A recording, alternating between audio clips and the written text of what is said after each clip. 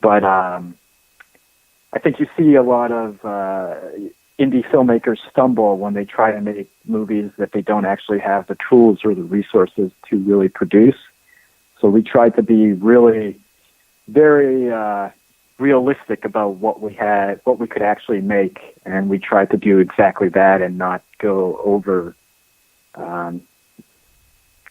not be overly, we didn't want to extend ourselves too much in a way. And that's not to say we weren't ambitious with what we were making. It's just trying to be immensely practical about it. Well, hey, Jared, I got to ask you, why don't you tell the people where they can look at the trailer for the movie? Yeah, the trailer, I mean, you can find it on YouTube. My production company, it's called Candy Eater Films. If you go on YouTube and you search streamer, Candy Eater Films, the trailer, you'll find the trailer. It's on our channel. Well, I tell you, I did watch the trailer, and I was rather impressed. I'll tell you, I almost wet my pants, Jared, when you told me, and I'm not going to mention the dollar amount you guys had to make the movie, but I've interviewed a lot of directors, movie producers, directors out of Hollywood, and major actors, when they tell me how much they had involved into, what it costs to produce a movie. I'm not even talking an indie movie, a low budget movie, you're talking $3.5 million to $10 million. And what you did, I tell you, I'm still in shock. It's pretty crazy, and I wouldn't be on your show talking about it if I didn't actually believe in what our end result is with the movie. Like, I believe in the movie. I think it's good. And I think there's a lot of great ideas overflowing within the main concept that I spoke about. But yeah, look, I got a kick out of saying, like we spoke about what the budget is. My hope is that, we get our distribution maybe by the end of the year, and then the movie goes up on Amazon Prime and iTunes and a few other platforms, because I just think it's worth, when we do Q&As, we speak about the budget and all that, but there's a lot of knowledge to impart about how we made this and what you can actually do on the cheap. But it is very surprising that we... because you're right, yeah. Like, by Hollywood standards, an independent movie is $1 to $4 million. Well, I will say this: from what you told me, you couldn't, if you had a regular crew, the grips, the camera operator, the lighting people, all this stuff, right? Buying them lunch would have cost as much as what it cost you to do the movie. Oh yeah, I mean, my day job, I work in locations on different shows. Films, and it's insane to see how much money goes just a block off a street for production. So I'm always in awe seeing how conventional mainstream top dollar productions are being handled, and then I'm thinking about the movie we made on our own dime, on our own time, and it's pretty insane. Well, can you tell, before we go into what your next project is, can you give a little bit more about this movie, to get people, enticed to want to, see it? Yeah, well, I guess, so I've outlined the premise. We call it a psychological drama. If you search Streamer, if you Google it, like Streamer Film or my name, we have tons of reviews online, and they're all great, really. So some of them are more so on genre sites, because here's the thing. I think the movie was a tricky program for film festivals, and I think it's a hard sell, which is why it's been a bit of a process to finally get it distributed. But I think we tread a lot of genres.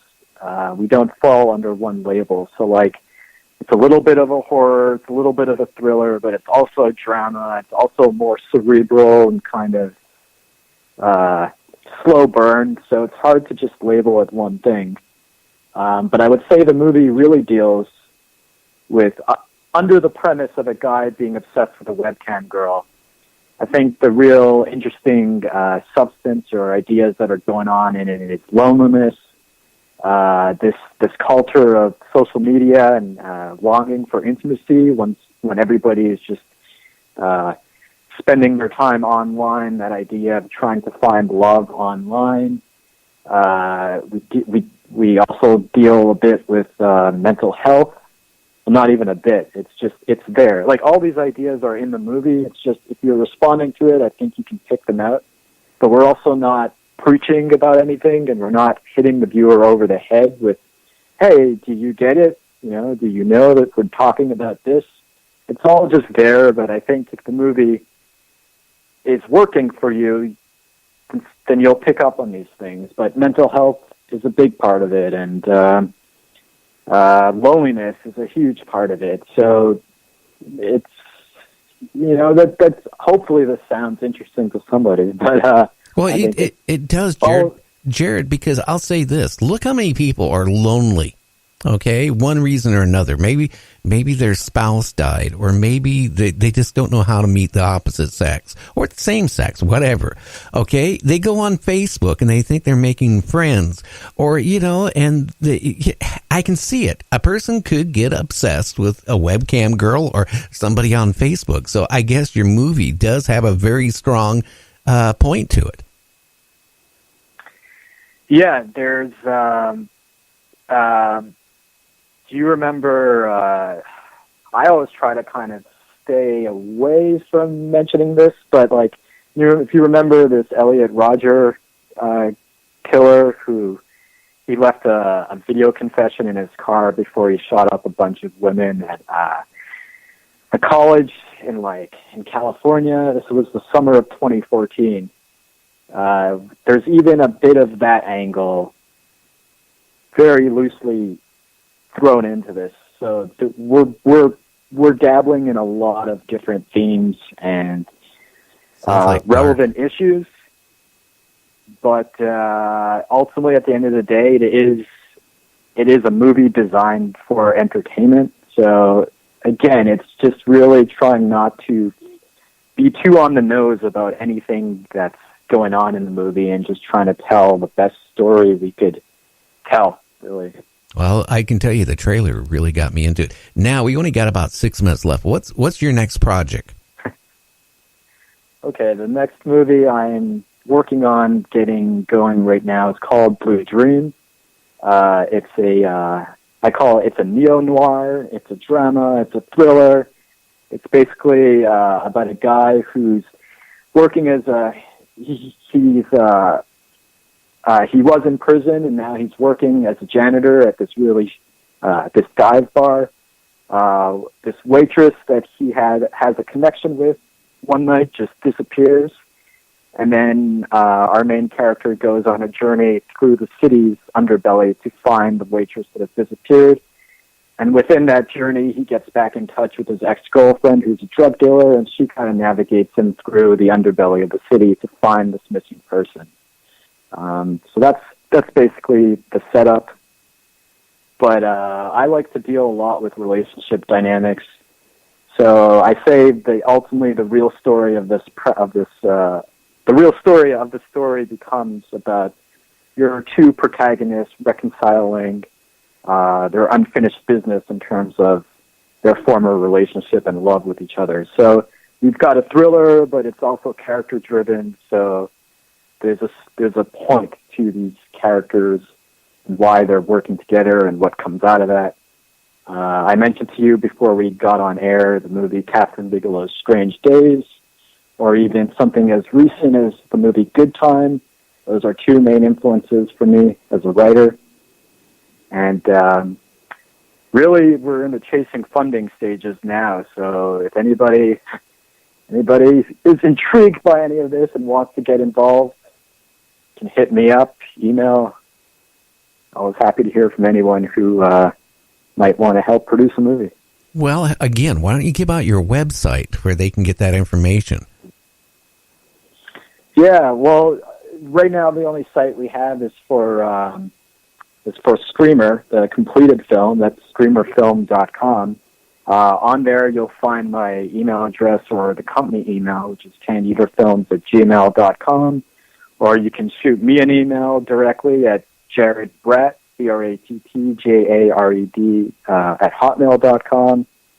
I'm on Instagram, Twitter, Facebook. There's so many ways to get in touch nowadays. So. Oh yeah. Have you tried going through, GoFundMe or anything like that? Well, look, I do have a producer on board right now. Our cinematographer is on board. A couple actors. We've talked about it. Well, no, we actually haven't talked about it. Sorry. I guess it's more in the back of my mind as something that could be a ultimate game plan. Part of me feels like the whole crowdfunding thing has taken a bit of a back seat currently. Like, I feel like 7 years ago there was a big boom or 5 years ago, but I feel like the crowdfunding thing was a really big thing and everybody was doing it, and now I question its legitimacy somewhat right now. But long story short, yeah, that's a possible option at some point. Well, I'm just not sure if that's... Well, the reason why I say that, Yeah. I had another, writer, producer, director of a movie on recently, and he used one of those, GoFundMe or one of the other ones out there. And he said, like, in a month's time, they got like $10,000 in donations.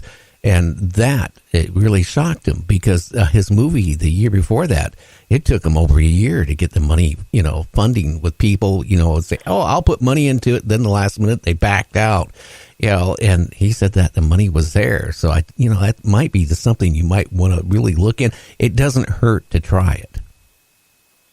No, you're absolutely right. And honestly, a horror movie to me is spending, and I have no intention to do it, but because it's all about, one of the things is keeping busy, but spending, 6 years goes by and I haven't done anything, and it's still trying to raise money for the same movie. That is something that scares me. So I hear what you're saying about the crowdfunding, and it's something I'm always thinking about, for sure. Well, I can tell you this. I knew somebody else that took him like 3 years to make their movie. I'm not going to say what it is, but I can honestly tell you, you look at the actors at the beginning of the movie, and as it is like they were going through a time machine. People change in a year's time, let alone 2 or 3 years. And here it is. These women he was using, one of the other male actors, they were like, all of a sudden it looked like either they were out, the night before and had a hell of a hangover. You could tell from the beginning of shooting the movie to the end, they physically were changing. And that's the bad part, is when you watch the movie, you can actually notice it. So, and that is, if it takes too long to make a movie, that's what you're going to end up with. Yeah. And, I'm constantly reminded why we made Screamer the way we did. It was because we were absolutely frustrated, and there was no help, and we were frustrated of meeting with different people, promising different things, trying to chase funding. We just said, forget it, and we just started to shoot, and then we piecemealed it until it was done. But that was specifically this kind of like punkish attitude towards the system itself. So it's weird. Now that I'm trying to do the second movie, using the first one as leverage to get maybe a bit more help and blah, blah, blah, I'm constantly reminded how Screamer came about, because we wanted to avoid exactly where I'm at right now with the second one. So, and look, I'm never one to want to just copy one way of doing things and then stick to it. So, like, I'm happy to try out different avenues and different options and processes. So, but it's interesting, because I am constantly reminded why we made Screamer and how we made it, why we made that choice to just go out and do it, or knowing what we could do and then going out and doing that. But yeah, everything's a battle. Oh yeah. There's no easy way to do anything anyway. Again, give the website for Streamer. That way they can get a hold of you if they want to help you with this new movie. I will tell you guys that I'm not going to mention the amount of money